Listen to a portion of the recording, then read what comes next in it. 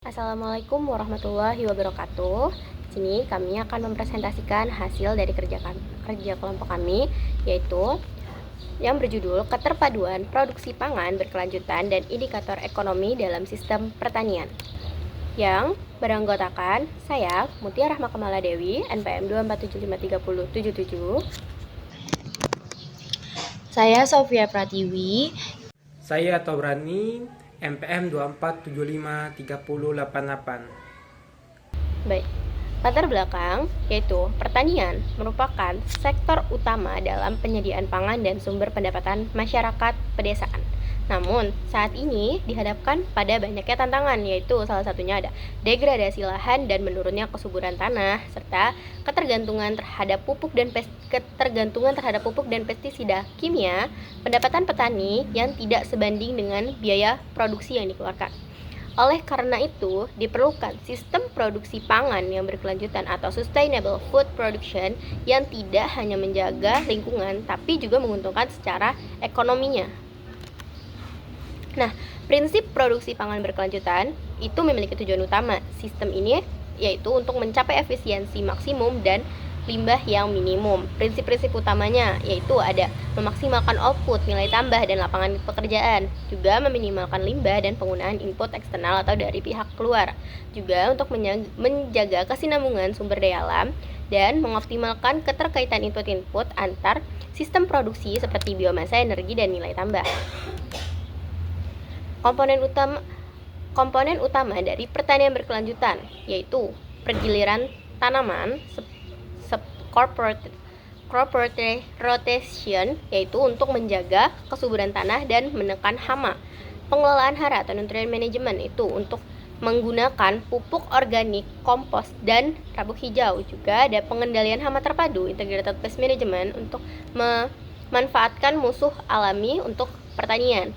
Juga olah tanah konservasi untuk menjaga kelembapan dan struktur tanah, juga integrasi tanaman dan ternak, yaitu yang bertujuan untuk mengefisiensi penggunaan limbah dan pakan. Hubungan ekologi seperti pertanian dengan ekonomi, yaitu sebagai praktik pertanian berkelanjutan tidak hanya berfokus pada produktivitas atau hasil bertanian saja, tetapi juga kita bisa mengefisiensikan biaya. Pengolahan yang ramah lingkungan menekankan pengeluaran input luar dan meningkatkan nilai tambah hasil. Efisiensi ekologis menciptakan efisiensi ekonomi. Ini ada pilar keberlanjutan. Berikut tugas pilar utama keberlanjutan. Ke-1 ada ekonomi, peningkatan pendapatan petani, efisiensi biaya, dan nilai tambah. 2 ada lingkungan, konservasi tanah, air, dan biodiversitas. Yang ketiga ada sosial, keadilan tenaga kerja dan kesejahteraan masyarakat tani. Yang keempat ada keseimbangan antara tiga pilar ini menjadikan fondasi sistem pertanian yang berkelanjutan. Di sini ada indikator ekonomi. Ada 3 indikator ekonomi mencakup produktivitas, kemampuan sistem menghasilkan output tinggi secara berkelanjutan. Yang kedua ada stabilitas, konsistensi hasil produktivitas dari waktu ke waktu. Yang ketiga ada ketahanan, kemampuan sistem pulih dari gangguan seperti cuaca ekstrim atau fluktuasi harga.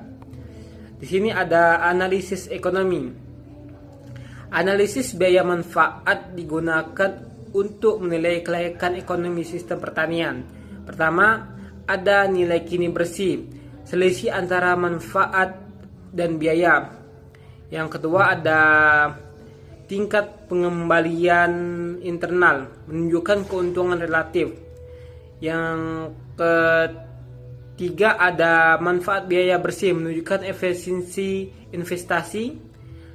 Yang keempat ada periode pengembalian modal, waktu yang dibutuhkan untuk balik modal. Yang kelima ada jika manfaat lebih besar dari biaya, sistem tidak berkelanjutan secara ekonomi.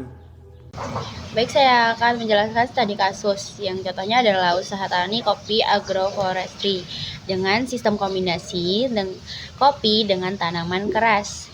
Contohnya tanaman keras itu adalah Sengon, Apokat. Dengan menambahkan itu, dapat meningkatkan pendapatan petani karena minimnya resiko terhadap iklim dan harga.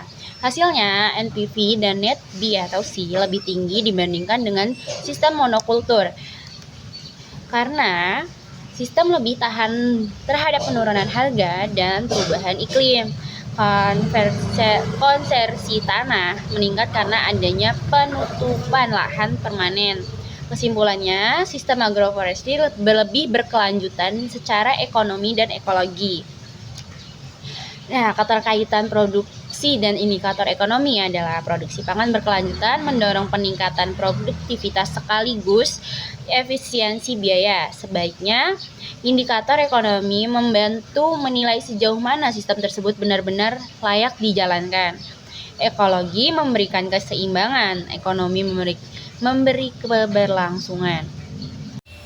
Oke, baik, dapat kita simpulkan di sini yang produksi pangan berkelanjutan sustainable untuk menekankan efisiensi dari penggunaan sumber daya dan pengurangan limbah. Seperti contohnya kalau pertanian konvensional itu kan limbahnya akan berbahaya ya kalau untuk berkepanjangan. Nah, di sini makanya ada produksi pangan berkelanjutan, yaitu untuk mengefisiensikan penggunaan sumber daya dan pengurangan limbah. Juga di sini juga ada pembahasan indikator ekonomi seperti NPV, net B, P/C ratio dan EIRR penting untuk kita bisa menilai bagaimana sih keberlanjutan finansial dalam sistem pertanian ini.